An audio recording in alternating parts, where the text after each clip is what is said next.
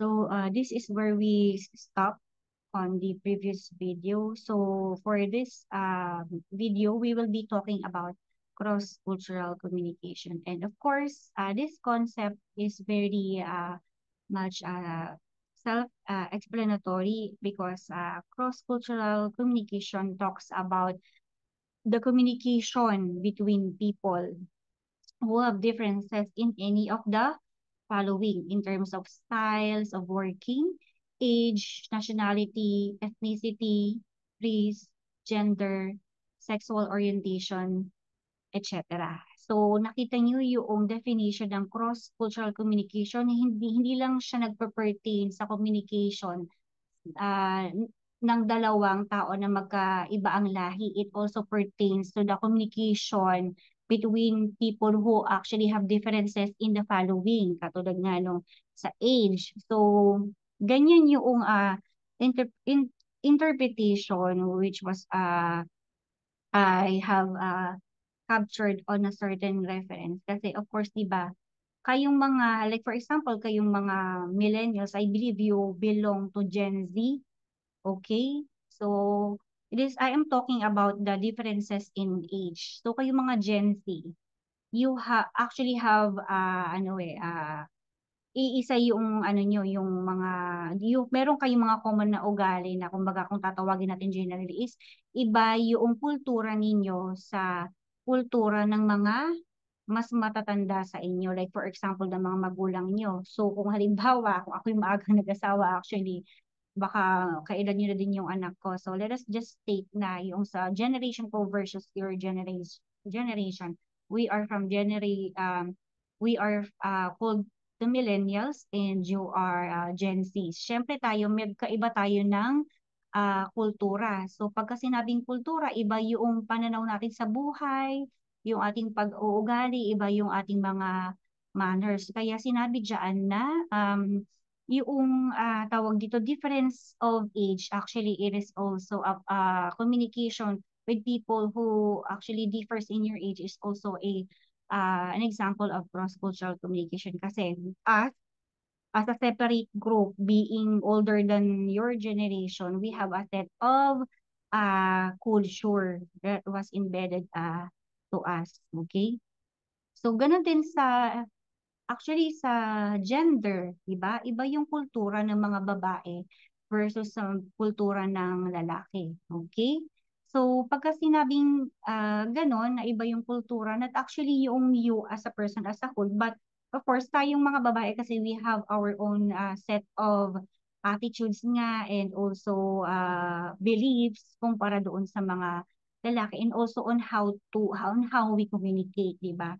Siyempre, yung mga lalaki, pagkakausapin nila yung mga babae, hindi nila kakausapin yan the way na kinakausap nila yung mga barkada nilang lalaki. Okay, di ba? So, same idea doon sa mga babae. Depende na lang kung yung babae na yun of course is in a relationship with that certain guy. Okay?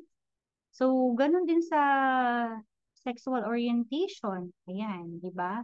Kayong mga lalaki na medyo tawag dito, member ng LGBTQA+.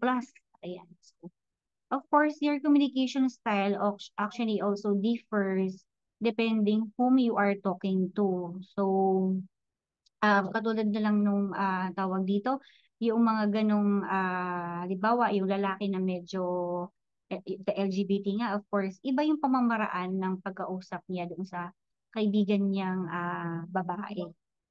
Diba? And cross-cultural communication, it is how people belonging to different cultures communicate with each other.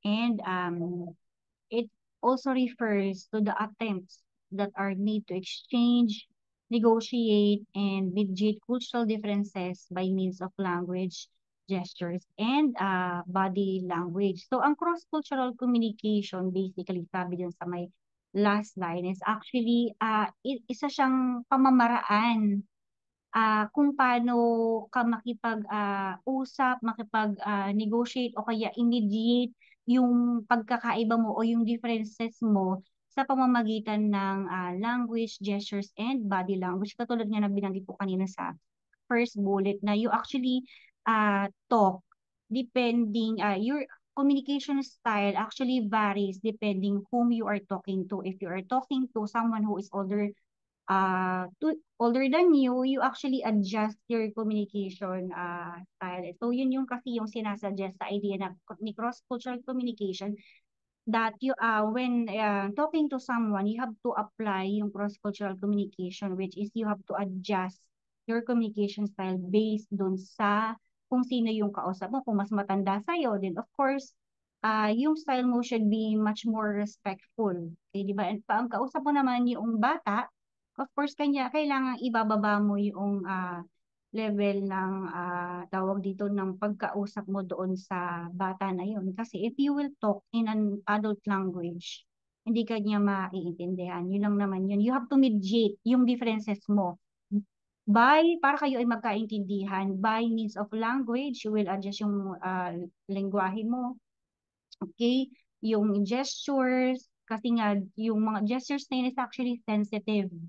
Lalong-lalo na kung ibang lahi yung kausap mo. Kasi nga, like yung mga terms na binabanggit natin na words na meron katumbas na salita at iba yung meaning sa ibang culture, ganun din sa gestures. So you have to actually observe yung gestures mo and body language kasi baka iba yung ibig sabihin ng mga gestures and body language na yun. Kaya you have to mediate if you are talking with different people or person who is actually differs to the following binanggit ko dito kanina. Okay, so klaro ba doon?